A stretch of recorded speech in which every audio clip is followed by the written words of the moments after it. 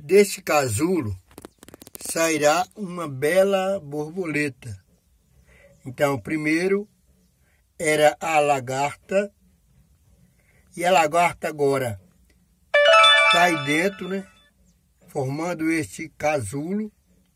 E em breve, daqui a 1 ou 2 semanas, 2 semanas mais ou menos, vai surgir aí uma linda borboleta, que é uma lagarta adulta. Então, ela vai durar mais ou menos 1 mês e pouco. Aí depois ela vai colocar, a borboleta vai colocar os ovos nas folhas e vai recomeçar o ciclo outra vez. A borboleta vai morrer, claro, né? E vai recomeçar o ciclo outra vez. A metamorfose da lagarta se transformando em borboleta. Vocês que viram esse vídeo, obrigado por assistir até o fim. E espero que vocês compartilhem, curtam, dá o seu mega like. E se você não é inscrito, se inscreva nesse meu canal.